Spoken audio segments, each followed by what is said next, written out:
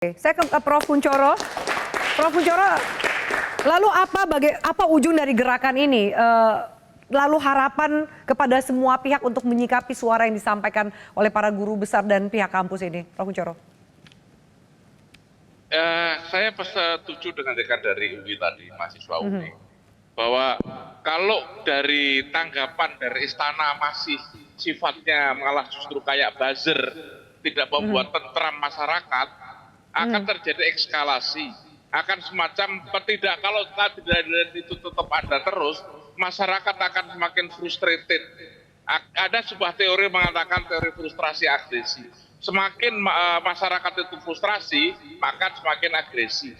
Dan saya juga tidak setuju dengan Pak Godari tadi, bahwa dosen itu tidak punya sering ke lapangan. Tidak, kita sering KKN. Saya juga melakukan punya desa binaan. Yang membedakan itu hanyalah relasinya. Kalau kita relasinya itu partnership, kalau politisi itu exchange. Sehingga jangan sampai kemudian dianggap bahwa dosen itu tidak pernah turun ke lapangan. Justru kepekaan kita dan itu dua relasi yang amat berbeda ya. Iya.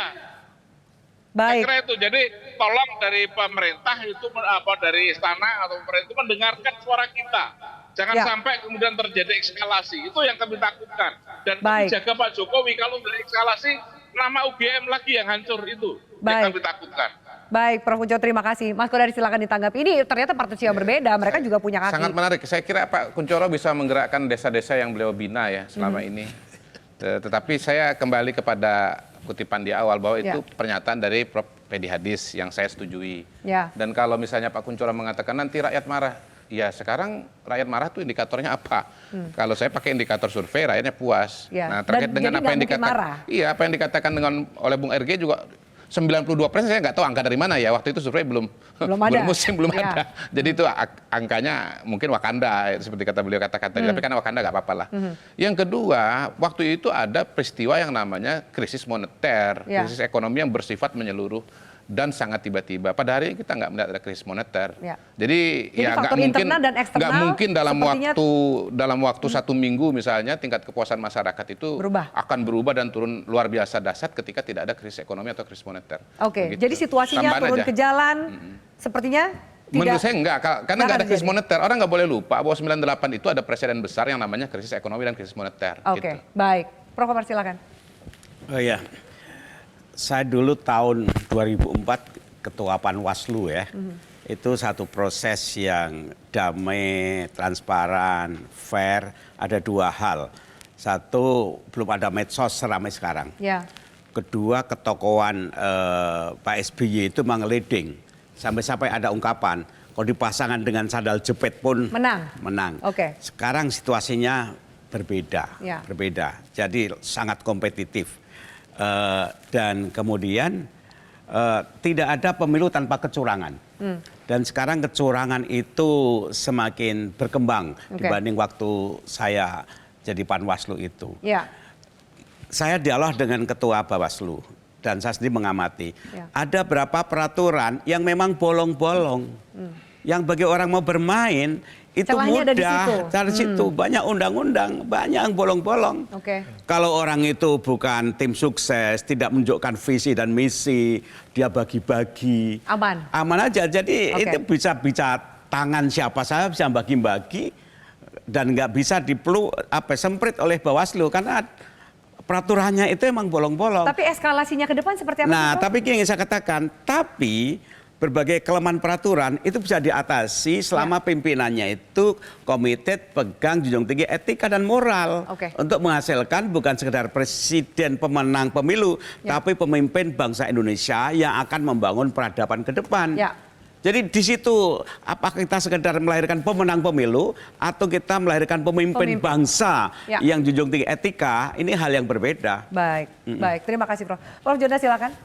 Nah, terkait dengan masalah kekhawatiran itu ya untuk mengungkapkan pendapat gitu ya. Ada perasaan rasa takut segala. Memang negara ini harus melindungi gitu ya seperti ini ya. Hanya mungkin saya berpikir gini, apakah tadi kan Prof. Komar bilang kalau perlu semacam Bung Rocky ini diperbanyak gitu ya.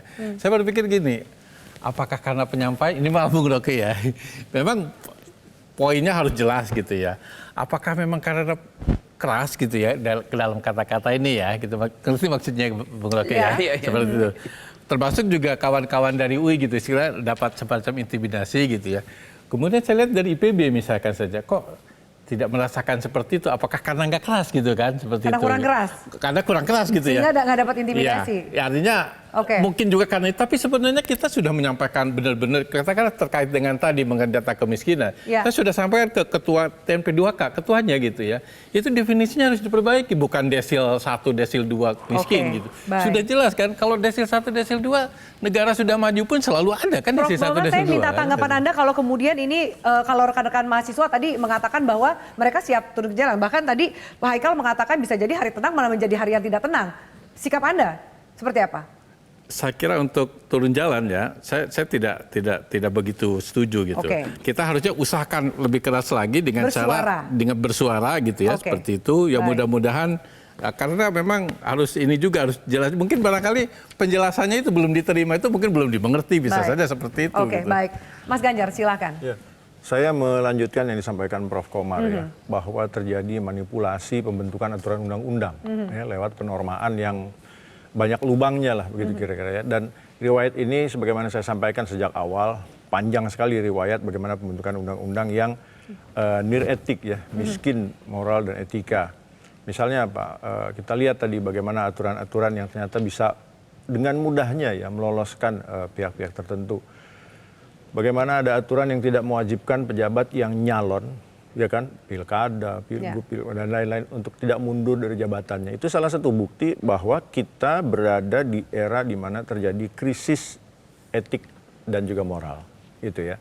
Nah, sehingga kalau dibilang 98 dipicu oleh krisis ekonomi, nah, kita perlu juga melihat bahwa krisis kepemimpinan juga bisa menjadi pemicu, ya. Apakah sekarang gelombangnya ke arah sana? Menjadi pemicu krisis kepemimpinan ini? Kalau melihat deklarasi yang dikeluarkan, semua mengarah kepada presiden. Yang utama mengarah kepada presiden. Jadi memang ini ada masalah krisis kepemimpinan dan kampus berbaik hati tanda kutip ya, untuk mengingatkan beliau ya kembali ke jalurnya. Baik, baik. Mak Rocky, apakah suara keresahan ini akan berujung pada gerakan perlawanan yang lebih besar menurut Anda? Pasti. Saya coba kita bayangkan. Tadi saya salah itu, Pak Kodari. Bukan 92%, tapi 100% pada waktu itu. Sempurna dong? Sempurna. Kenapa? Presiden Soeharto bilang, saya nggak mau dipilih dengan demokrasi yang lonjong, saya mau bulat gitu. Itu yang kita ingat tuh. Diucapkan Presiden Soeharto tuh. Persis sama yang diinginkan oleh Pak Jokowi sekarang tuh. Satu putaran itu artinya bulat itu maksudnya. Jadi di situ ada margin of terror, bukan margin of error tuh. Satu putaran itu margin of terror tuh. Tapi bedanya Pak Harto pasti mesti bilang begitu. Karena desain politiknya memang otoritarian. Stabilitas di depan, militer ada di situ. Konyolnya Jokowi di era demokrasi dia masih pakai model cara yang dulu. Yang seperti dulu. Kan artinya itu anakronis sebetulnya tuh. Jadi saya tahu bahwa gerakan mahasiswa nggak mungkin dicegah. Ini kayak Jokowi mau cegah banjir nggak bisa. Mending belajar berenang. Itu dasarnya kan. Jadi ini akan sebuah perlawanan pasti yang itu tidak bisa ditahan lagi. Unstoppable. Dulu Jokowi masih anggap. Meskipun 14 nanti kita akan melihat hasil pemilu yang siapa yang akan menjadi presiden. Baik putaran 1 atau putaran 2. Ini tidak bisa dihentikan. Tidak bisa dihentikan. Dulu Pak Jokowi masih anggap kan rektor saya yang angkat. Maka dia stoppable. Sekarang dia unstoppable. Karena akhirnya gelombang itu jadi datang. Yang dulu kita anggap enggak, dari dulu saya bilang pasti gerakan mahasiswa akan terjadi. Itu pasti rektor-rektor nggak mau disebut dungu tuh. Atau guru besar nggak mau disebut botak kecil. Tapi memang masih ada guru-guru besar yang botak kecil. Yang berupaya untuk cari sensasi segala macam dan memihak pemerintah. Kan itu dasarnya kan. Kita lihat tetapi tidak mungkin ini dihentikan. Ini semacam sunatullah atau rumus-rumus sosiologi itu. Jelajahi cara baru mendapatkan informasi. Download Metro TV Extend sekarang.